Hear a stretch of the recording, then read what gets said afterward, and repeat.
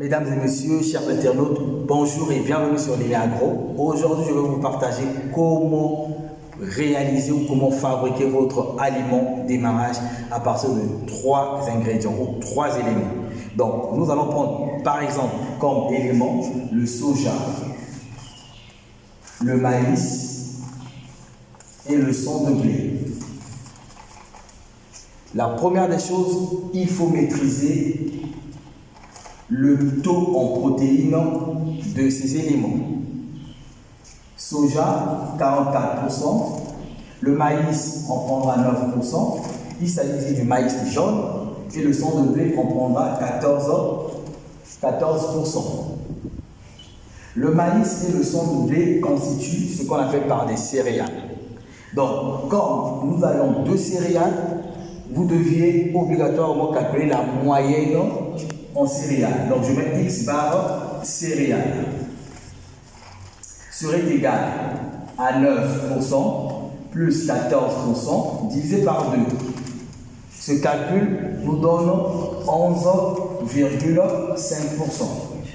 Une fois que le calcul a été réalisé, vous utilisez le carré de personne.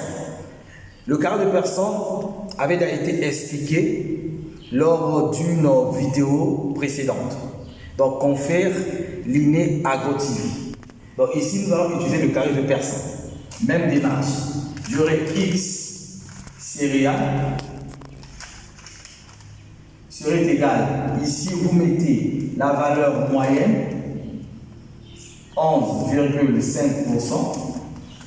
Plus bas, vous placez le son de blé, plutôt le soja. Le soja qui représente la partie léguminosée, 44%. Comme notre objectif est de fabriquer un aliment démarrage, vous vous fixez sur le taux de protéines brutes. Donc, le protéine brut pour un aliment de démarrage est situé entre 18 et 20%. D'autres partent jusqu'à 22%. Ça dépend de la richesse de vos ingrédients. Donc, si nous, on prend 20%, donc l'intersection de vos diagonales, vous mettez 20%. C'est le taux de protéines brutes. Et en termes de valeur absolue, vous faites ces calculs. 11,5 moins 20% en termes de valeur absolue vous donne 8,5%. Je dis en termes de valeur absolue. La valeur absolue est toujours positive, elle n'est pas négative. On prend 44% moins 20 ou 20 moins 44% en termes de valeur absolue. Vous aurez 24%. Voilà, vous aurez 24%. Une fois que vous avez réalisé cela, il faut maintenant trouver la part des céréales et la part des soja. Part des céréales. Part des céréales serait égale à 24% divisé par 24% plus 85%.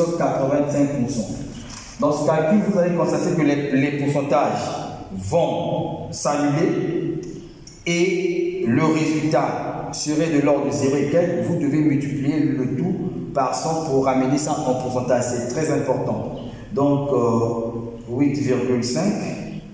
Donc, 24 plus 8,5. Ici, 8,5. Donc, vous avez 24% sur 32,5%. Les pourcentages vont s'annuler et vous avez ce calcul 32,5%, 0,74 environ en pourcentage, vous donne 74%. Donc ça c'est la part des céréales. Donc la part des céréales. Et une fois que vous avez trouvé, vous pouvez trouver la part du soja qui représente les légumineuses. Faites simplement 100% moins 74%. Donc, une fois que vous avez eu à faire, vous allez trouver 26%. Donc, ça, c'est la part des céréales et la part des soja. Maintenant, il faut retrouver la quantité du maïs et la quantité du son de blé, donc c'est 74%. Mais comme nous allons apporter une seule part de maïs, une seule part de son de blé, il suffit de prendre cette valeur et de diviser par 2. Donc, part du maïs serait donc égal à la part du 100 de blé, qui serait égal à 74% divisé par 2. Donc, vous prenez ce calcul, vous prenez 74 et vous divisez par 2, vous avez 37%.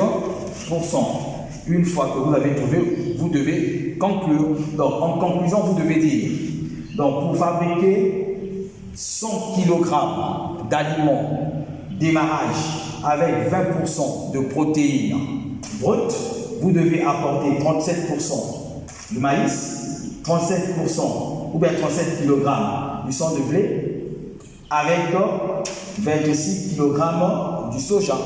Donc, le calcul ici nous donne 100%.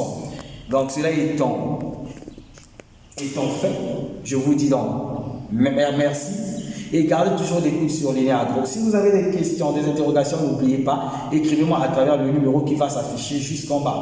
Et j'en profite également pour vous dire que les formations sont également données à ceux ou celles qui désirent suivre une formation plus pointue sur la formulation ou la fabrication d'aliments.